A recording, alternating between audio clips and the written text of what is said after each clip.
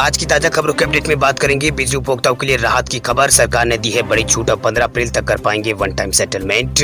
आखिर क्या है पूरी खबर बताएंगे आपको इस अपडेट में। साथ ही यहाँ पर अब भूल जाइए एटीएम कार्ड, अब यूपीआई ऐप के जरिए क्यूआर कोड स्कैन करके अब एटीएम से निकाल सकेंगे पैसे। आखिर क्या है पूरी खबर बताएंगे आपको इस अपडेट में। साथ ही यहाँ पर रेल यात्रियों के लिए अच्छी खबर है, 1 साल बाद पटरी पर लौटी है देश में सबसे तेज चलने वाली ये ट्रेन। क्या है पूरी खबर बताएंगे आपको इस अपडेट में। साथ ही यहाँ पर कोरोना काल में राज्य सरकार का बड़ा कदम, हर परिवार को मिलेगा 5 लाख रुपए तक का हेल्थ इंश्योरेंस। क्या है पूरी खबर बताएंगे आपको इस अपडेट में। साथ ही यहाँ पर पबजी गेम को लेकर एक बड़ी खबर आ रही है सामने। इसके अलावा यहाँ पर यूपीआई का इस्तेमाल करने वाले लोगों के लिए एक जरूरी खबर है। साथ ही आज की तमाम बड़ी और काम की खबरों की बात करेंगे इस अपडेट। बात करते हैं आज की पहली बड़ी खबर की, तो भूल जाइए एटीएम कार्ड, अब यूपीआई ऐप के जरिए आप क्यूआर कोड स्कैन करके एटीएम से निकाल सकते हैं रुपए। अब जल्द ही आप बिना डेबिट कार्ड के भी एटीएम से पैसे निकाल सकेंगे।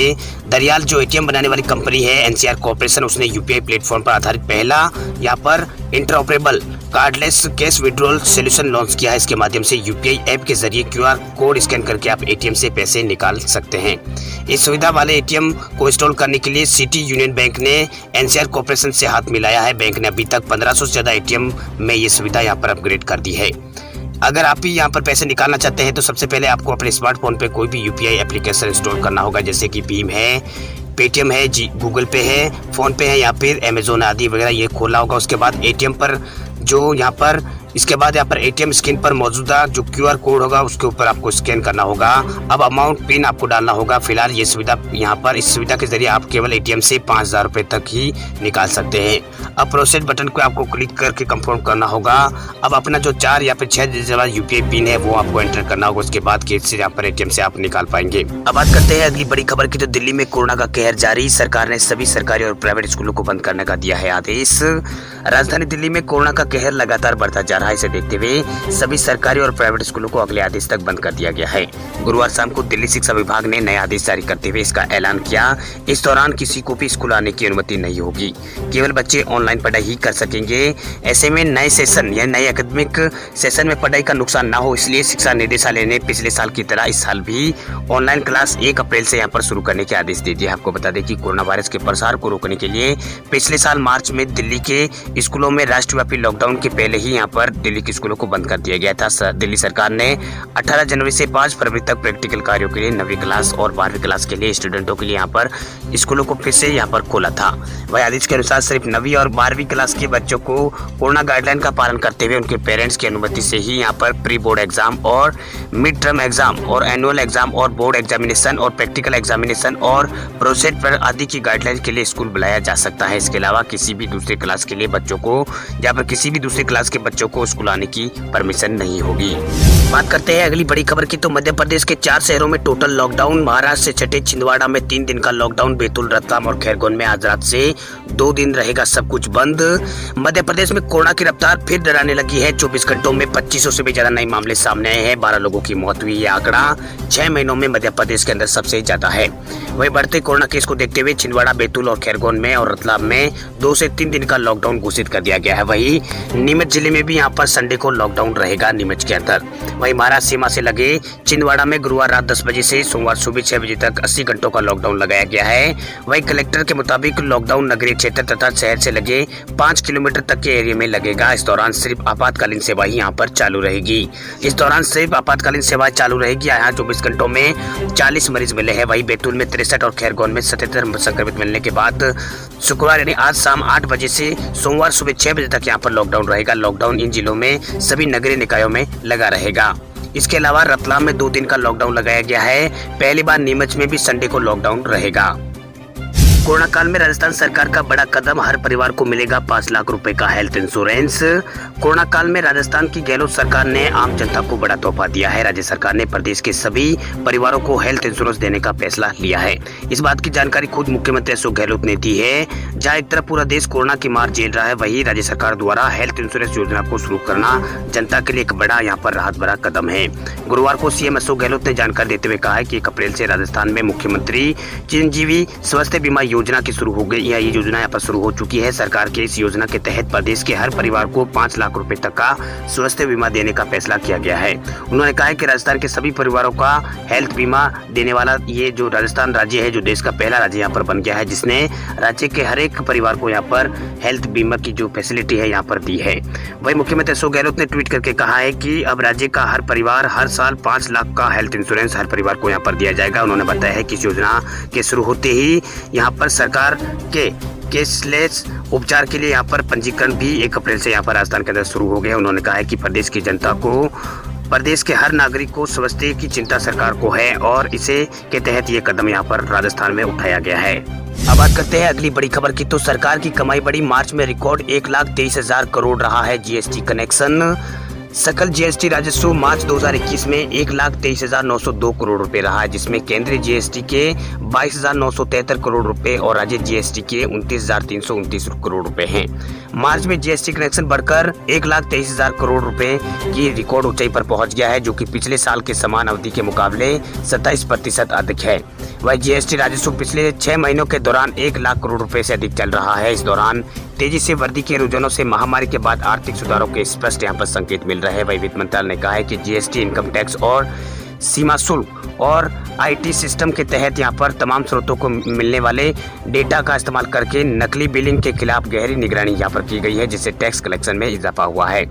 सकल जीएसटी राजस्व मार्च 2021 में 1,23,902 करोड़ रुपए रहा है, जिसमें केंद्रीय जीएसटी 22,973 करोड़ रुपए, राज्य जीएसटी 29,329 रुपए और एकीकृत जीएसटी 62,842 करोड़ रुपए वस्तु के आयात पर जमा हुआ है। वही उपकर यहाँ पर 8,757 करोड़ रुपए हुआ है। वस्तु आयात पर जमा 935 करोड़ रुपए इसमें शामिल है।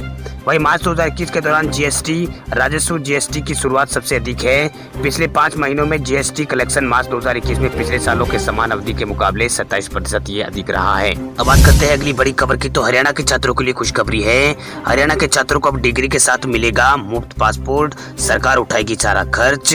हरियाणा सरकार प्रदेश के छात्रों के लिए एक तोहफा लेकर आई है। हरियाणा के मुख्यमंत्री मनोहर लाल खट्टर ने ऐलान किया है कि प्रदेश के विश्वविद्यालय से स्नातक विद्यार्थियों को अब डिग्री के साथ पासपोर्ट भी मिलेगा। इसके लिए उन्हें आवेदन करने की भी जरूरत नहीं है। इस कार्य से उनसे कोई भी यहाँ पर राशि नहीं ली जाएगी, पूरा खर्च सरकार वहन करेगी। वही एक प्रेस कॉन्फ्रेंस के दौरान उन्होंने बताया कि पोस्ट ग्रेजुएशन वाले विद्यार्थी आवेदन करें या ना करें, उन सभी का यहाँ पर पासपोर्ट बनाया जाएगा। इसके साथ ही सरकार ने नौकरियों के लिए बार बार आवेदन करने वाले विद्यार्थियों को सुविधा के लिए 1 टाइम रजिस्ट्रेशन योजना यहाँ पर सरकार ने बनाई है। इसकी जो अंतिम जो तिथि है उसे बढ़ाकर 31 मई कर दिया गया है। यह पंजीकरण अब 31 मई तक किए जा सकते हैं। पहले की जो लास्ट तारीख थी वो 31 मार्च थी, लेकिन सरकार ने इसे आगे बढ़ाकर यहाँ पर छात्रों को राहत प्रदान की है। वही मुख्यमंत्री खट्टर ने कहा है कि हम ये भी प्रयास कर रहे हैं कि ओवर स्पीड वाहनों का चालान सीधे बैंक खाते से काटा जाए। ओवर स्पीड होने पर चालान की राशि काटते ही संबंधित व्यक्ति के पास मैसेज आ जाए कि आपके खाते में इतनी रकम काटी गई है। इस योजना पर अधिकारी काम कर रहे हैं। अंतिम रूप तब दिया जाएगा जब सभी कानूनी पहलुओं से वो संतुष्ट होंगे।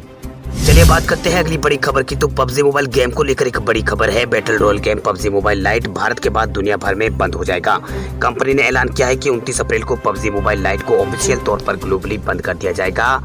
हालांकि गेम को किस वजह से बंद किया जा रहा है, फिलहाल इसके बारे में कोई सूचना यहाँ पर नहीं मिली। आपको बता दें कि ये बैटल रॉयल गेम पबजी का यहाँ पर लो एंड वर्जन है। वही पबजी मोबाइल लाइट साल 2019 में एंट्री लेवल डिवाइस के लिए लॉन्च किया गया था। हालांकि भारत में पबजी गेम को काफी पहले ही यहाँ पर बंद कर दिया गया था। भारत सरकार ने पबजी मोबाइल और पबजी मोबाइल लाइट को बीते साल सितंबर को ही यहाँ पर बैन लगा दिया था। इन गेम पर यह गेम भारत में पहले से ही बंद है। हालांकि पबजी मोबाइल के डेवलपर्स क्रॉपटॉन ने यहाँ पर ऑफिशियल वेबसाइट पर एक मैसेज पोस्ट करके जानकारी दी है कि पबजी मोबाइल लाइट वर्जन 29 अप्रैल से इतिहास बन जाएगा। इस दौरान डेवलपर्स की तरह यहाँ पर उन्हें कहा गया है कि इस गेम को बंद करने को लेकर काफी वो दुखी है।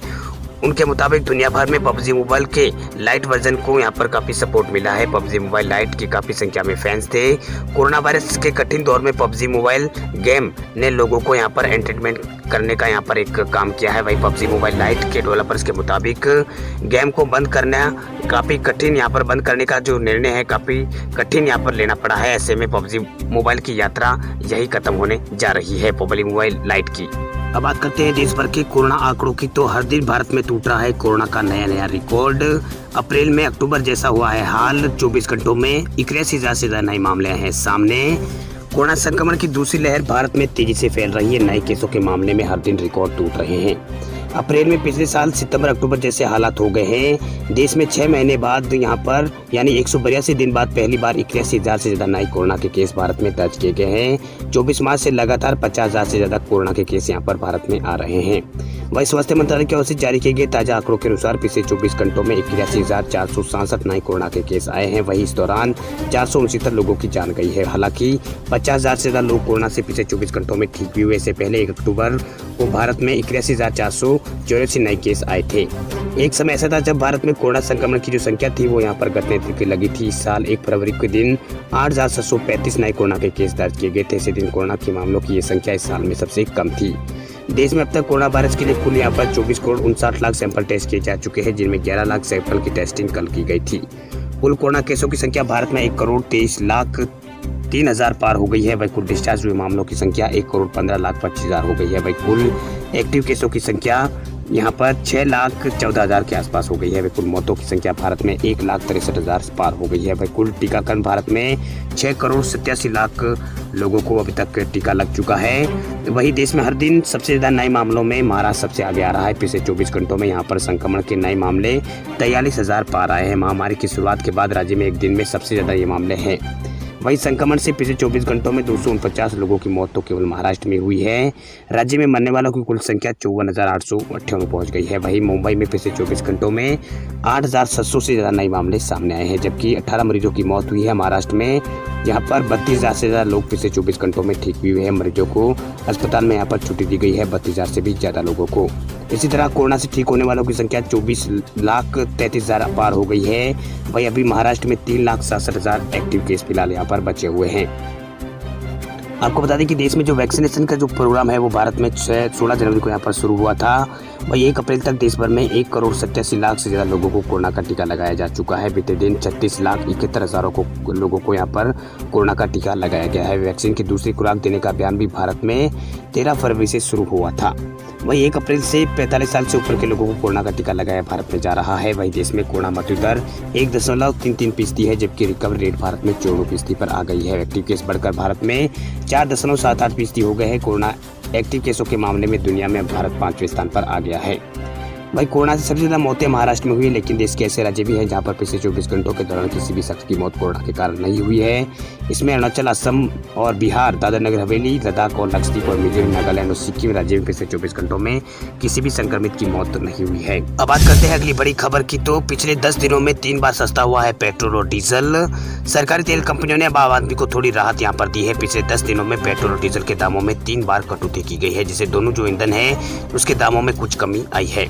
फिलहाल जो शुक्रवार को पेट्रोल डीजल की कीमतों में कोई भी यहाँ पर बदलाव नहीं किया गया है। आपको बता दें कि पेट्रोल और डीजल के दामों में एक्साइज ड्यूटी और डीलर कमीशन और अन्य चीजों को जोड़ने के बाद इसके जो दाम होते हैं वो लगभग दुगने हो जाते हैं। वही विदेशी मुद्रा दरों के साथ अंतर्राष्ट्रीय बाजार में क्रूड की कीमतें क्या है, इसी के आधार पर रोज पेट्रोल और डीजल के दामों में बदलाव होता है।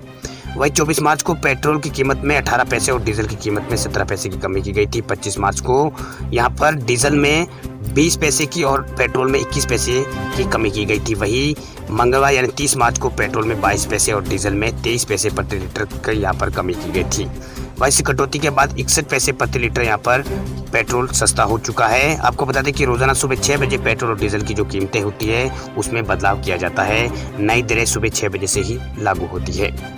वहीं दिल्ली में यहाँ पर पेट्रोल की कीमत 90 रुपये और 56 पैसा है। वहीं डीजल यहाँ पर 80 रुपये और 87 पैसे प्रति लीटर मिल रहा है। मुंबई की बात करें तो यहाँ पर 96 रुपये और 58 पैसे प्रति लीटर है पेट्रोल, तो डीजल यहाँ पर 87 रुपये और 96 पैसे प्रति लीटर यहाँ पर है। इसके अलावा बेंगलोर में यहाँ पर 93 रुपये 59 पैसे प्रति लीटर पेट्रोल मिल रहा है। डीजल यहाँ पर 85 रुपये और 75 पैसे प्रति लीटर यहाँ पर मिल रहा है।